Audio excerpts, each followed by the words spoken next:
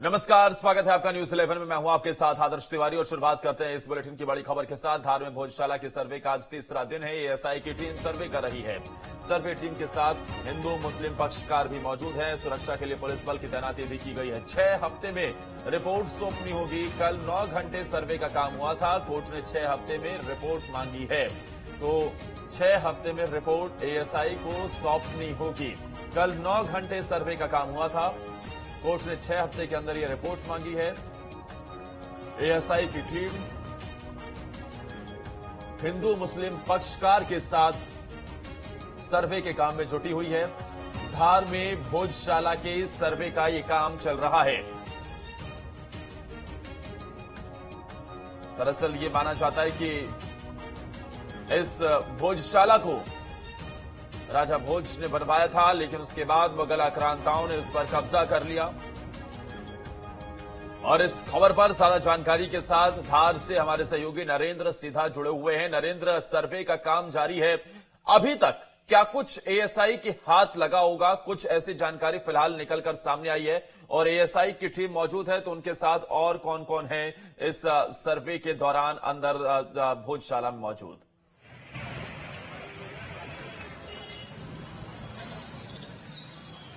जी बिल्कुल, बताना चाहूंगा कि शुक्रवार से सर्वे का काम शुरू हो गया था। सबसे पहले दिन शुक्रवार के दिन एएसआई की जो टीम आई थी, उन्होंने पूरे भोजशाला का मौका मुआयना किया, बारीकी बिंदु उन्होंने देखी। और दूसरे दिन उन्होंने वहाँ का जो स्ट्रक्चर है, वहाँ पर जो खंबे हैं, श्लोक है, उनको बारीकी से देखा, उनकी फोटोग्राफी की, वीडियोग्राफी की। इस दौरान मुस्लिम पक्ष के लोग और हिंदू पक्ष के लोग भी मौजूद रहे। और सबसे बड़ी बात, जो 50 मीटर का जो दायरा आ रहा था भोजशाला के जो आसपास का जो दायरा है, उसके भी वहाँ पर हमारे जो सूत्र बता रहे हैं, वहाँ पर भी खुदाई की गई है, फोटोग्राफी की जा रही है। और चप्पे चप्पे पे पुलिस की सुरक्षा वो बनी हुई है।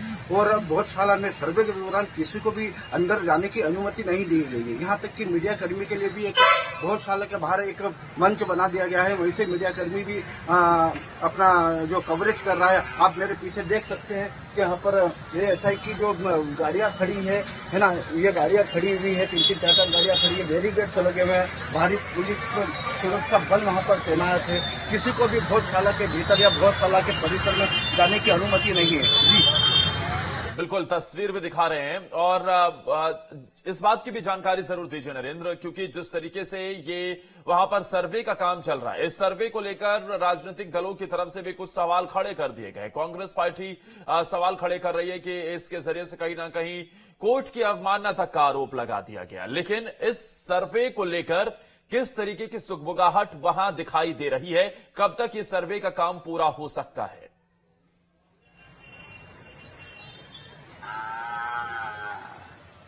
जी बिल्कुल, बताना चाहूंगा, क्योंकि पूरा माननीय हाई कोर्ट का आदेश है जो एएसआई को दिया गया है, वैज्ञानिक सर्वे का काम दिया गया है, उसी के तहत यह सर्वे किया जा रहा है। और इसी से वह पता चल पाएगा कि आखिर यहाँ पर क्या है, क्योंकि हर बिंदु, हर बारीकी से यहाँ पर एएसआई की टीम पूरी तरह से जांच में जुटी हुई है। और ये 6 हफ्तों में हाईकोर्ट को रिपोर्ट पेश करना, सब अपने अपने दावे कर रहे हैं। लेकिन जो भी अभी सर्वे आ रहा है, उससे हिंदू पक्ष कहीं न कहीं काफी खुश नजर आ रहा है। एक बार जरा तस्वीरें दिखाते हुए और इसके भोजशाला की जानकारी भी हमारे दर्शकों तक पहुंचाइए। नरेंद्र, तस्वीरें जरा बोलिए, कैमरामैन से वो वहां पर पैन करेंगे और तस्वीरें आपके पीछे जो भोजशाला स्पष्ट रूप से वहां दिखाई दे रही है, बैरिकेडिंग वगैरह लगी हुई है, सुरक्षा के इंतजाम किए गए, वो तस्वीरों में दिखाएं। और आप जरा ये बताइए, जिस तरीके से ये सर्वे का काम चल रहा है नरेंद्र, क्या वजह है जो सर्वे करवाना पड़ा और सर्वे के आदेश दिए गए, किस तरीके के सबूत हाथ लगे हैं?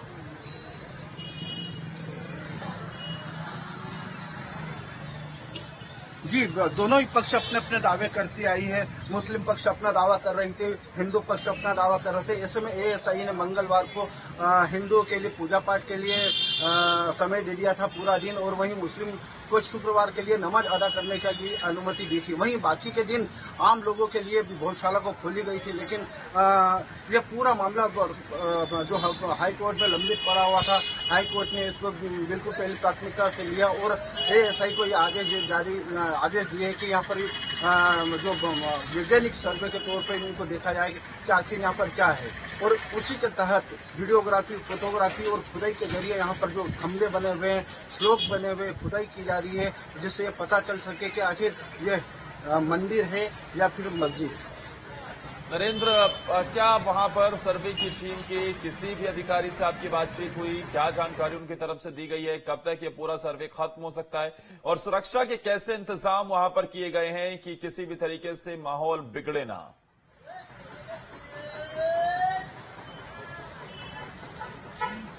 जी बिल्कुल, बताना चाहूंगा कि सर्वे की टीम सुबह 8 साढ़े 8 बजे के लगभग आती है, गुप्त तरीके से आती है और सीधे भोजशाला में एंट्री कर लेती है। इनके साथ में हिंदू पक्ष के लोग और मुस्लिम पक्ष के लोग भी आ जाते हैं और ये भी चले जाते हैं।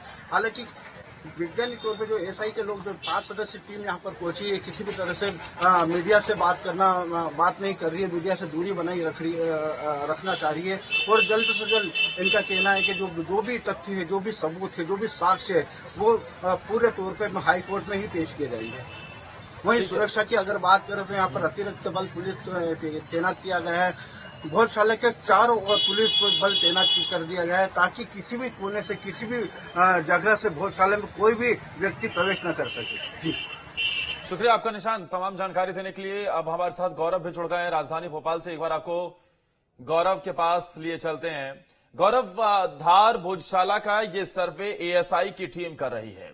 हिंदू मुस्लिम पक्ष के अलग अलग दावे हैं, लेकिन इस विवाद की शुरुआत कहां से हुई है और अब तक एएसआई के हाथ क्या कुछ लगा है? इस बारे में अगर आप तक कोई जानकारी पहुंची हो कि किस तरीके के सबूत फिलहाल एएसआई खोज पाई है।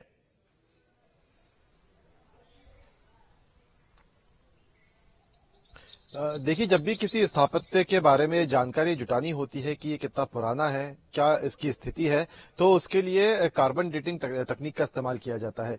क्योंकि कल यहाँ पर जो नींव है उसको देखने के लिए जो भोजशाला है उसके बैक साइड में वहां पे 3 फीट की खुदाई की गई।